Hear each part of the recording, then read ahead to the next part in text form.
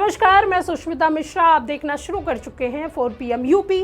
बिहार विधानसभा चुनाव के नतीजों के सामने आने के बाद एक तरफ जहां एनडीए को बड़ी बढ़त मिली, तो वहीं दूसरी तरफ कई अन्य दलों को हार का सामना करना पड़ा, जिसके बाद से सियासी गलियारों में जमकर बयानबाजी का दौर शुरू हो गया। इस बार चुनाव जीतकर नीतीश कुमार ने सीएम पद की शपथ ले ली हो, लेकिन भाजपा ने नीतीश कुमार का कद कम कर दिया है।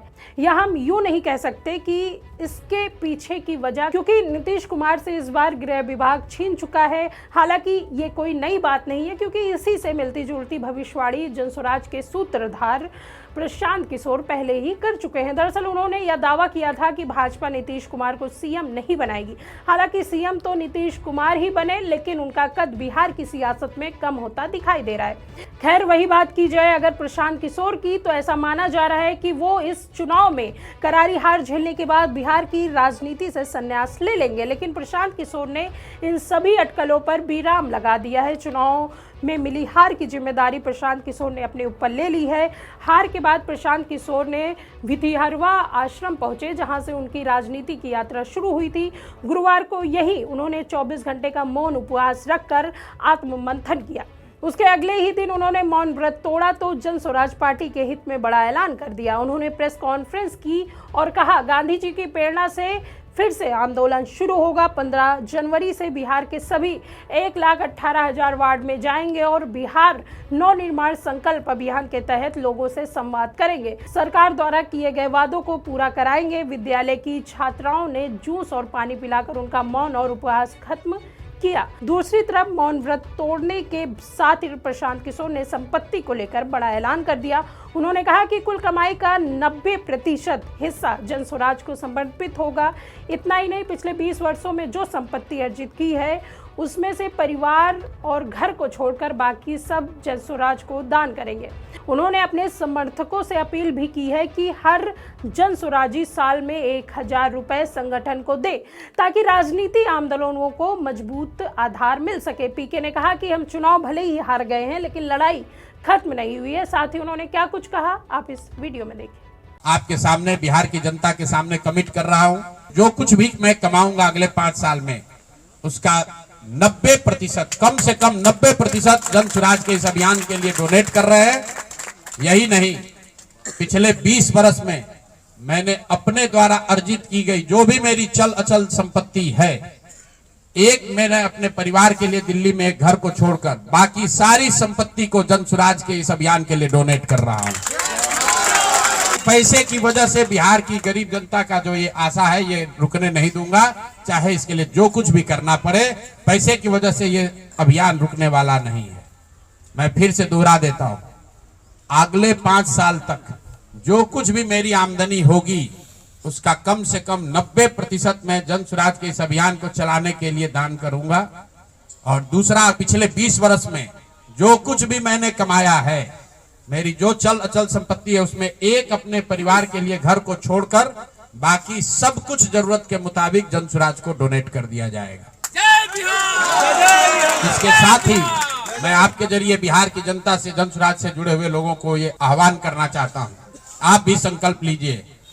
हम अपना 90% दे रहे हैं, आपसे 10% भी नहीं मांग रहे, लेकिन आज से जनस्वराज से जुड़ा हुआ हर व्यक्ति, बिहार को इस मिट्टी से प्रेम करने वाला हर व्यक्ति, आप चाहे किसी दल के हो, किसी विचार के हो, कोई भी काम करते हो, एक मदद कीजिए अपने राज्य के बेहतरी के लिए, सुधार के लिए, व्यवस्था परिवर्तन के इस अभियान के लिए।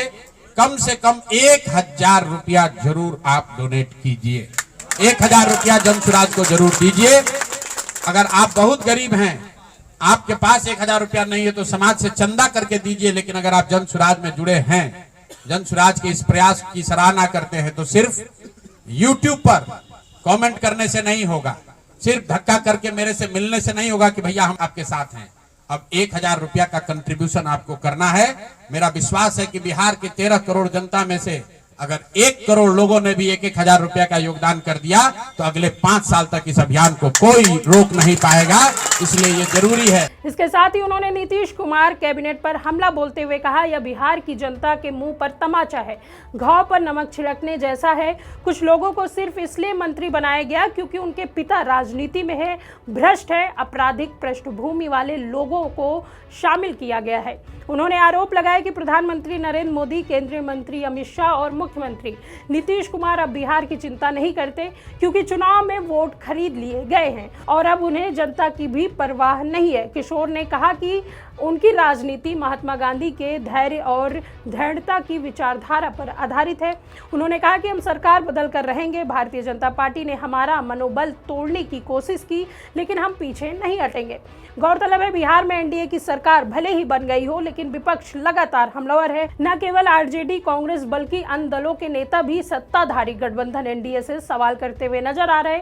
वहीं ऐसे में एनडीए सरकार बनाए जाने से पहले ही प्रशांत किशोर ने बड़ा ऐलान कर दिया। उन्होंने जिन 4 नेताओं पर भ्रष्टाचार के आरोप लगाए थे, अगर उन्हें कैबिनेट में शामिल किया गया तो जनसुराज विरोध करेगी और कोर्ट तक जाएगी।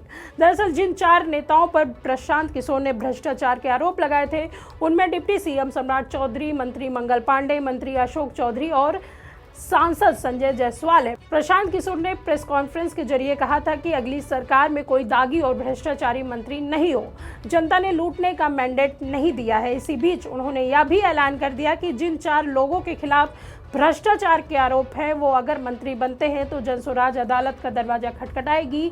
दरअसल इस पूरे मामले की अगर बात करें तो बिहार विधानसभा चुनाव से पहले सितंबर 2025 में प्रशांत किशोर ने एनडीए के 4 नेताओं पर गंभीर आरोप लगाए थे।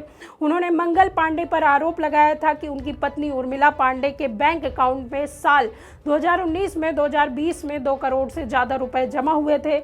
या कभी बताया नहीं गया कि वह रुपए कहां से आए और इसे अघोषित संपत्ति करार देते हुए पीके ने सवाल उठाए थे। वहीं सम्राट चौधरी पर आरोप लगाते हुए प्रशांत किशोर ने कहा था कि वह सदानंद सिंह मर्डर केस में आरोपी हैं और फर्जी उम्र का सर्टिफिकेट बनाकर जेल से बाहर निकले हैं। प्रशांत किशोर का दावा था कि सम्राट चौधरी ने अपने हलफनामे में उम्र और डिग्री को लेकर गलत जानकारी दी है। सन 1998 के सदानंद मर्डर केस में उन्होंने गलत बर्थ सर्टिफिकेट के साथ खुद को नाबालिग बताया था और 6 महीने के अंदर जेल से बाहर आ गए थे।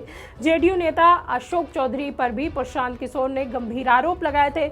उन्होंने कहा था कि साल 2021 में अशोक चौधरी ने अपना पीए के नाम पर पटना के विक्रम में 23 कट्टा बेनामी जमीन खरीदकर अपनी बेटी के नाम कर दी थी। उन्होंने अपने सेक्रेटरी योगेंद्र दत्त के नाम पर साल 2019 में 23 कट्टा जमीन खरीदी थी।